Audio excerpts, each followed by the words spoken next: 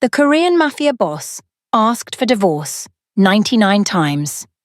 This time I signed, and his entire empire stood up. The folder landed in front of me the same way it always did. No warning, no conversation, just the soft, deliberate thud of paper hitting mahogany, and then his voice. Cold, final, already bored with the moment before it had even begun. Sign it, Zara. I looked up slowly. Seo Jin-woo was already looking away. Not at me. Never at me anymore. His eyes were fixed on the city below the floor-to-ceiling windows, on the skyline that his family had spent 3 generations buying piece by piece. The boardroom was completely silent. 12 men in expensive suits arranged around the longest table I had ever seen in my life, and not one of them moved. Not one of them breathed too loudly. Because when Jin-woo spoke in that room, the air itself made adjustments. I looked down at the folder. Divorce settlement agreement. Final draft. 99 times. I had pushed these papers back 98 times before today. In private. In hotel rooms. Across our dining table at midnight, when the house was quiet enough to hear how far apart we had drifted. 98 times I had said nothing, and walked away, driven by something I couldn't quite name. Some quiet, patient certainty that the moment I signed, I needed to be ready for what came after. I hadn't been ready. Until now. Somewhere across the city, Choi Yeon-hee was probably already waiting for him. His mother's perfect choice. The woman he had never admitted to wanting out loud, but had never bothered to hide with any real effort either. I had watched her appear at 3 events in 4 months. Elegant. Composed. Always introduced as a business contact. An old acquaintance. A family connection. Jin-woo had believed I hadn't noticed. Or perhaps he had simply stopped caring whether I did. That was the thing about being underestimated for long enough. Eventually, the people underestimating you forget to be careful around you at all. Jin-woo finally turned to look at me. Those dark eyes I had once believed held something worth staying for. I brought 12 witnesses this time, he said, because you keep stalling. This ends today. I looked around the room. Some of these men had been at our wedding 7 years ago. Some of them had watched me sit beside Jin-woo at negotiations and family dinners, performing the role of the wife who belonged just enough to be useful. Park Sung-min, Jin-woo's oldest council member, was seated near the far end of the table. He had never fully decided what to make of me. He was watching me now with something careful and unreadable. Jin-woo leaned forward. His voice dropped just low enough that every man at the table could still hear every word. You were a mistake I kept out of loyalty, he said. Sign the papers before I make this uglier than it needs to be. The room went very still. I felt the words land the way he intended them to, like a door being closed on something that had already been dying. I sat with the feeling for exactly 3 seconds. The shame of it, the specific cruelty of being dismissed in front of witnesses as a mistake. And then I reached for the pen. If you have ever been made to feel like nothing in a room full of people watching, drop your city or your country in the comments right now. Because what I did next, I want you to understand every part of it. The pen was heavier than it should have been. My fingers wrapped around it slowly, and someone near the far end of the table exhaled. A short, quiet sound, like relief. Like they had all been waiting a long time for this particular problem to be resolved. I pressed the pen to the signature line, and I signed my name. Not Zara Hahn. Not the name I had carried for 7 years inside his family, in his world, in rooms where I was tolerated but never fully counted. I signed my full name. Zara Adayeze Owens, the name I was born with, the name my father gave me before he died and left me the only thing he had that was truly worth something. I placed the pen down carefully and slid the folder back across the table. Jin-woo reached for it. He was already moving on, already finished with this moment the way he was finished with everything that involved me. He opened the folder to confirm the signature, and I watched his face as he read. He frowned. He read it again. His eyes moved to the line where my name sat in clean, deliberate ink. Not Han. Owens. Your legal name, he said. My real name, I replied. Park Sung-min's phone lit up on the table in front of him. He glanced at it and went completely still. A second later, the phone of the man beside him illuminated. Then another. Then three at once. Like a slow current moving from one end of the room to the other. Every phone on that table began to glow. Jinwoo hadn't noticed yet. He was still staring at my signature. But I had been waiting for exactly this. My father had tried to explain it simply because he was running out of time for anything else. 3 weeks before my wedding, he had asked me to sit with him. His hands looked like they belonged to someone older, but his voice was still completely his. Your grandfather and Seo Byung-won built something together, he told me. Before the empire, before all of it. They started with nothing and they built the foundation. When your grandfather died, Byung-won honored every agreement between them. When I die, those agreements pass to you. The lawyers have everything. It is already done. I had listened. I had held his hand. I had been 26 and in love and planning a wedding, and I had filed the information somewhere deep and moved on. It took me 4 years inside Jinwoo's world to understand what my father had actually left me. 42% of Seo Group's foundational holding company. Not the visible empire, not the restaurants, the real estate, the security contracts Jinwoo managed publicly. The foundation beneath all of it. The original structure everything else was built on. Jinwoo's father had honored the agreement completely and quietly until his death 18 months into our marriage. Jinwoo had inherited an empire without ever reading his father's personal files, without asking the question that would have changed everything. He had assumed that his father's world was entirely his. He had never thought to check, and I had spent the last 18 months not stalling, preparing. Park Sung-min stood up. In 7 years, I had never seen him rise from that chair without being invited to. He was a man built entirely of protocols and precision, and watching him stand without Jinwoo's permission felt like watching something fundamental briefly fail. Mr. Seo. His voice was controlled, but only barely. We need to stop. Jinwoo looked up. Sit down, Sung-min. Sir. Sung-min placed his phone face up on the table and slid it toward Jinwoo. You need to read this. The message was from the group's primary legal firm, the same firm that had managed my father's estate since before I was born, the same firm that had waited patiently and completely for the day I chose to activate what was mine. Jinwoo read it. I watched every muscle in his face go still. He read it again. Then he looked at me. Really looked. The way he hadn't in years. And I saw the exact moment when the man who had called me a mistake in front of 12 witnesses understood what kind of mistake he had actually made. What is this?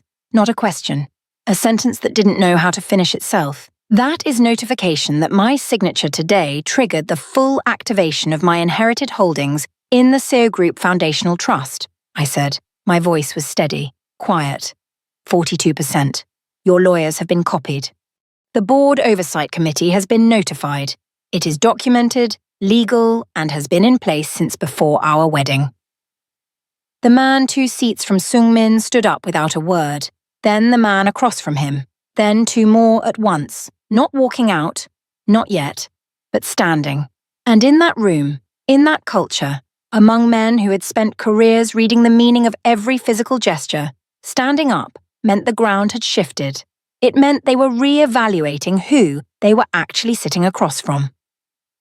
Jinwoo looked around the table slowly. I could see it in his eyes, the automatic expectation that someone would sit back down, that one of them would wait for his signal, his nod, his word to reset the room the way it always had been.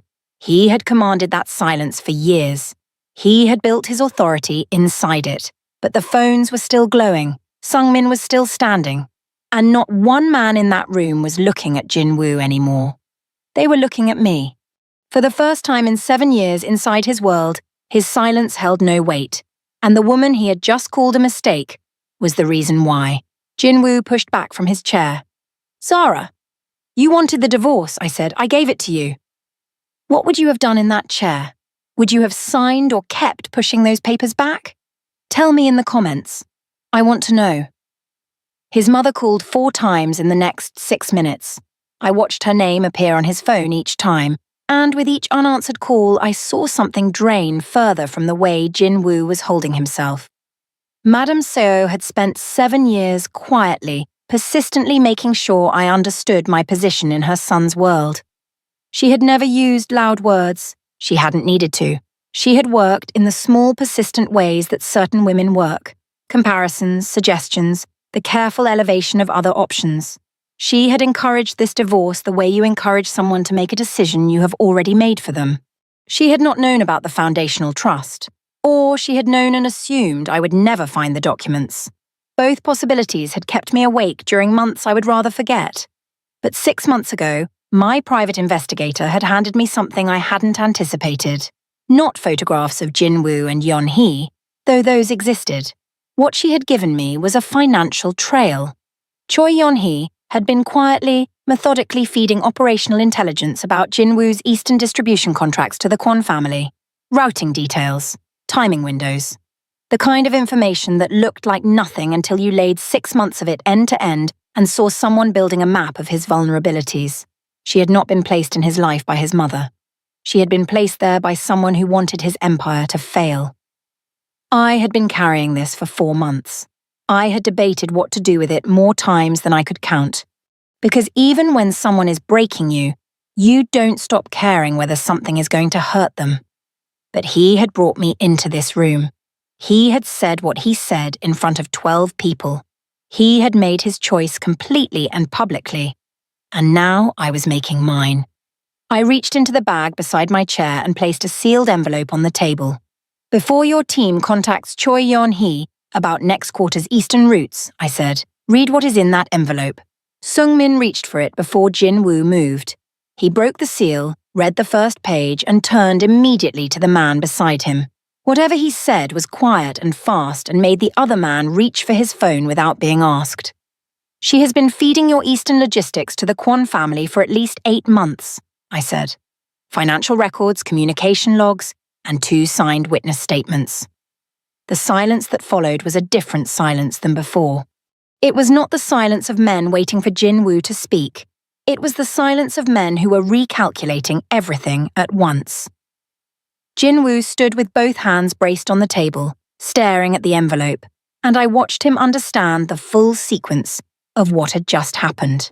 The divorce he had pushed for 99 times, the signature that activated my holdings, the intelligence sitting in that envelope that only I had thought to gather.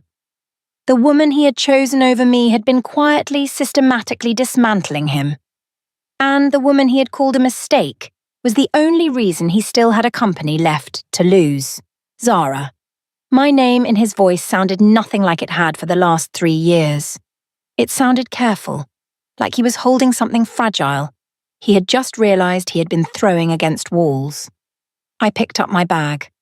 The legal team will manage the share arrangements, I said.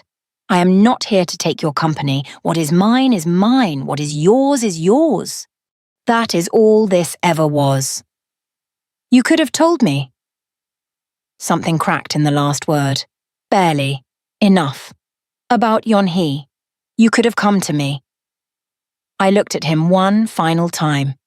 You slid divorce papers across this table and told 12 men I was a mistake you kept out of loyalty, I said. You did not ask me a single question before you did it.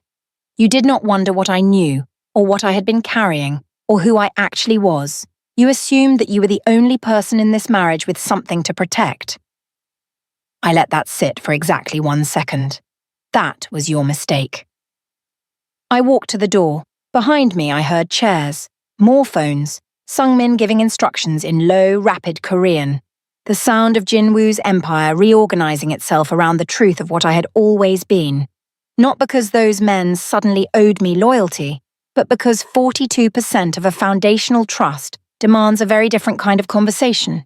My lawyer was waiting in the corridor, grey suit. Complete sentences. A woman who had known my father and had managed this with patience I will never be able to fully repay.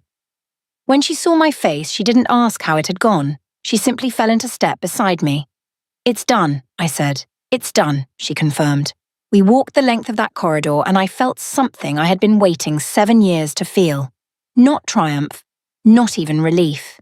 Something steadier than both. The specific feeling of a woman who has carried something heavy for a long time and finally set it down in exactly the right place at exactly the right moment. Outside, the city moved the way it always moved, indifferent to everything that had just collapsed on the 43rd floor. I sat in the back of the car and I let myself breathe. I thought about my father in his last year, trying to explain what he was leaving me in the limited time he had left. I thought about all the dinners where Madame So looked at me like a problem she hadn't finished solving. I thought about 98 times I had pushed those papers back. Not from weakness, not from fear of being alone, but from the quiet knowledge that leaving required preparation. That walking away from a man like Jinwoo required that when you left completely, with everything that was yours, and with the truth in your hand. My phone buzzed once. Jinwoo's number. I looked at it for a long moment, turned it face down on the seat. Some apologies arrive so late they have already become something else entirely. Not repair. Just the sound a man makes when he finally grasps the weight of what he discarded. Jinwoo would call again. He would have Sungmin reach out through formal channels. He would eventually stand inside the full wreckage of his own choices and understand, completely, without comfort, that the woman he had dismissed as a mistake had been the most important decision he ever made. And he had made it 99 times. I had only needed to make mine once. If this story stayed with you, if you have ever been in a room where someone assumed your silence was emptiness, subscribe right now. Drop your city or your country below and tell me the exact moment you knew Jinwoo had already lost everything. Because I read every comment, and this channel exists for every woman who was counted out before anyone thought to count what she was actually carrying. There are more stories coming. Stay with me for all of them.